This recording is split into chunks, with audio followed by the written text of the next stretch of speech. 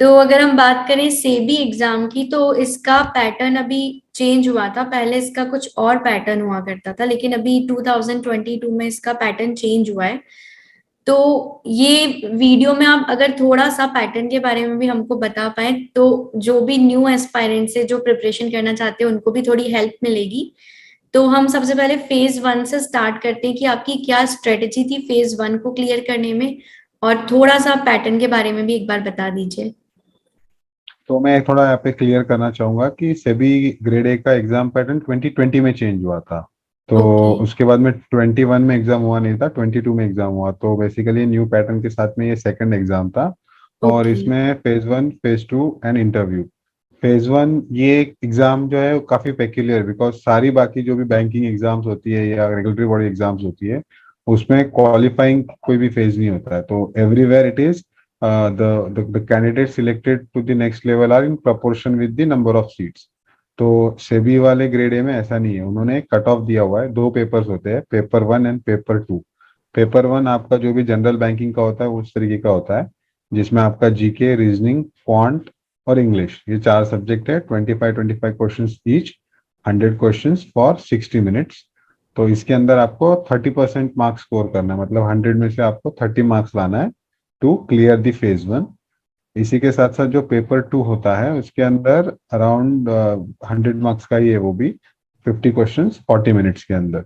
तो इसके अंदर आपका company law, accounts, cost accounting, management, finance और इकोनॉमिक्स, ये 6 सब्जेक्ट है। तो उसका मतलब डिटेल सिलेबस नोटिफिकेशन में दिया हुआ है। तो ये फेज वन का जो पेपर टू है इसमें आपको 40% कट ऑफ है। तो आपको पेपर वन में 30%, पेपर टू में 40%, इसके साथ साथ ओवरऑल 40%।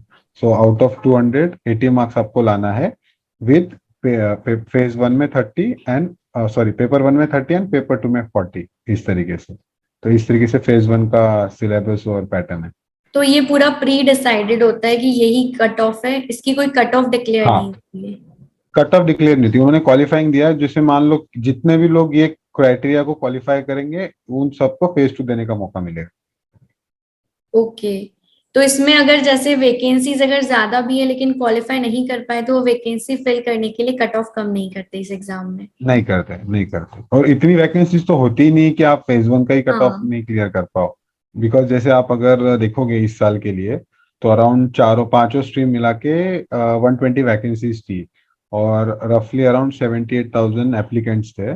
तो उसमें से फेज वन क्वालिफाई किए हुए कैंडिडेट्स वर रफली अराउंड 6,000 से 7,000 लोग। तो 10% लोगों ने फेज वन क्वालिफाई किया था फॉर 120 पोस्ट। ओके। तो ये 120 पोस्ट अलग अलग फील्ड्स में आई थी, या फिर सिर्फ जनरल कैटेगरी जनरल में थी, जैसे इसमें दो जनरल तीन अलग स्ट्रीम अलग में, फील्ड्स? हाँ हाँ, तो इस बार ये था कि जनरल स्ट्रीम के अंदर 80 पोस्ट थी। और बाकी जो 40 पोस्ट थी, 40 पोस्ट, उसके अंदर आपका लीगल, रिसर्च, राजभाषा और आईटी, ये चारों मिला के वो 40 पोस्ट।